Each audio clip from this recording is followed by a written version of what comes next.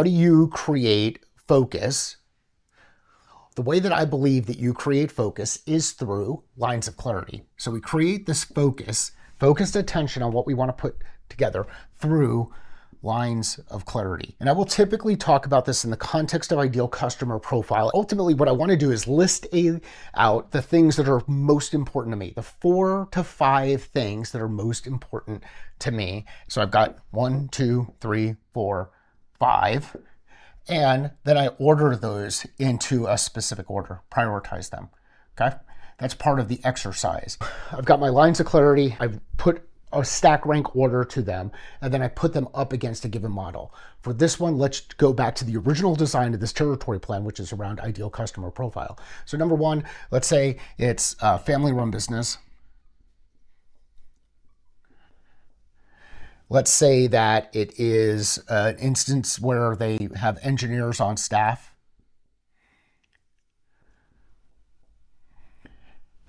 Let's say that they're generating more than 20 million in sales.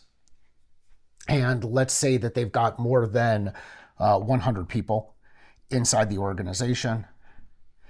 And let's say that they operate in specific states. So AZ, California, New Mexico, etc.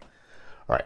So I've got family-run business, engineers on staff, generating more than 20 million, 100 people inside the organization, greater than 100 people, and you operate inside Arizona, California, New Mexico. So how do I organize these? Number 1, let's say 20 million or greater. Number 2, 100 people or greater. Number 3, engineers on staff as part of it. Number 4, family-run business. And number 5, location. So let's say that that's my order. And actually, if I'm honest with myself, I probably would say family-run business number 1. Size number 2. Number of people number 3. Engineers on staff number 4. Background and AZ, California, New Mexico. Perfect. All right, so I've got my list. And sometimes you're going to adjust these things, and that's okay. Adjust the things. The next thing I want to do is I want to put this up against what you've seen in the Catalyst logo. Number 1, family-run business. No, yes, right? Looks like New York. 0, 1, all right? What I'm doing is I'm choosing to focus my attention on one side. I'm making a decision to cut everything off. So if you're not a family-run business, you're not part of this ICP. The second thing, you need to be generating more than 20 million. So greater than 20 million. Third, greater than 100 people. Now, all of this other stuff is gone. It's no longer part of my ICP. I'm cutting it out. I'm saying, no, we're not going to work with those kind of folks, as an example. The next piece that I want to do is engineers on staff. Engineers, okay? So I'm focusing time, energy, and attention in this version with family-run businesses generating more than $20 million, with more than 100 people inside their organization, engineers on staff, an engineering team on staff, capability. And when I can niche down in here and start testing, so you see my focus, creating focus through lines of clarity, I can then start testing in 3 different areas, which can be, let's say, AZ, California, New Mexico, as an example. And that's how you apply this model to creating focus through lines of clarity. So that's a good one on the business side. Again, it's a Whiteboard Wednesday on a Thursday, so this one's going to be a little bit long. What if I need to focus my time, energy, and attention on something different? Let's say that something different is I need to go find a job. I need to figure out the type of organization that I want to work with. One thing I might want to do is list out a couple of the problems that I want to solve. Another thing I might want to do is list out the locations I want to live. Another thing I might want to do is list out the size of organization I want to be a part of. Another thing I might want to list out is the structure for which that organization is based. shocking, kind of sounds like an ICP relative to go to market from a sales perspective. In this instance, what I'm doing is I'm figuring out who's my ICP relative to a specific job that I'm looking for. So let's list out a couple of the things.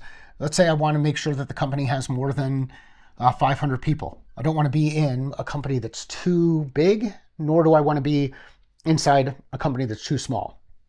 So more than 500 people, so greater than 500 people, less than 2,000 people, because I don't want to get lost inside that organization. Again, I'm just laying this out as an example of what you could do here.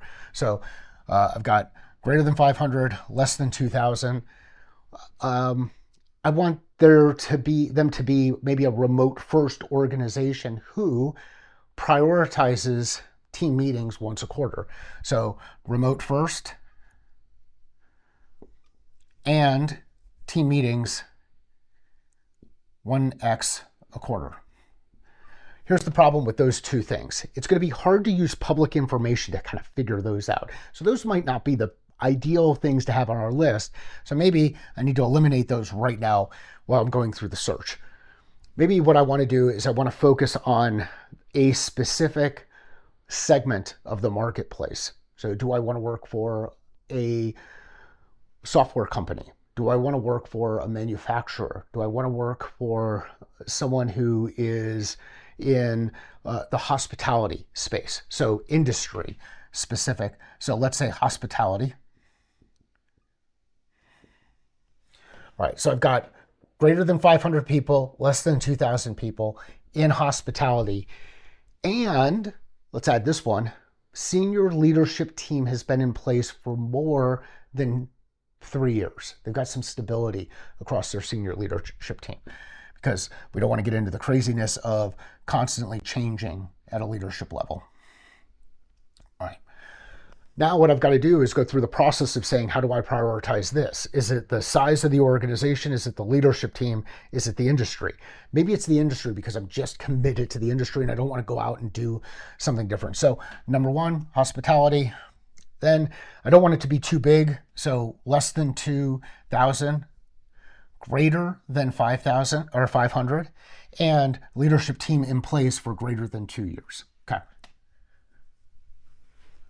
We're going through the same exercise. 1, hospitality. No, yes. 0, 1. So we're on this side. Greater than 2,000 people, or less than 2,000 people, excuse me. Man, I guess I screwed up my greater than and less than signs. That's awesome. I did that for the first one. So we'll say less than 2,000 people, greater than 500 people. Okay, now I know where I'm focusing time, energy, and attention, and I can search for those things. Now, the next piece I could do is I could start to add in that extra level of filter and say leadership team established, +3. Again, I'm creating focus through lines of clarity.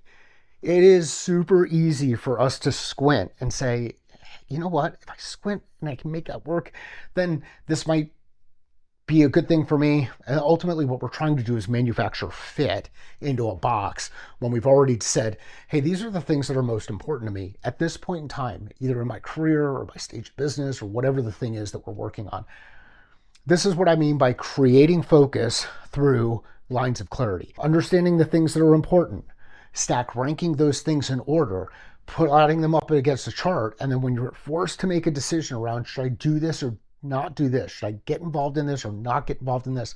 I can come back to a model that will help me apply some logic to that decision-making process and start to remove some of the emotional pieces. If you're looking to create focus inside your organization or for yourself, I've got a couple of different ways that I work with folks on this. At an individual level, I can do this through coaching. At team level, we can do it through some guided whiteboard type stuff. This is the kind of stuff I can help you out with inside your organization. You don't need to struggle with a lack of focus. One of the reasons why there is a lack of focus typically inside organizations or across people is because of a lack of clarity. If you've got the combination of clarity plus focus times doing the work, you will execute. That's where execution comes from. Execution is the combination of clarity plus focus, work, getting that work done leads to execution. If you're doing these things, meaning you've got clarity, you've got focus, and you're doing the work and you're not making progress to your goal, you've got to double check whether or not the work is actually working. If you go back and do the evaluation, you might figure out that you're not actually doing the work. And then you've got to check yourself and say, why? What is it that's pulling me away from it? Whiteboard Wednesday on a Thursday. Let me know what you think about this model, how you apply it in the work that you're doing. If you'd like a download that can help you do this, just let me know in the comments and I'll make sure that gets to you. Thank you.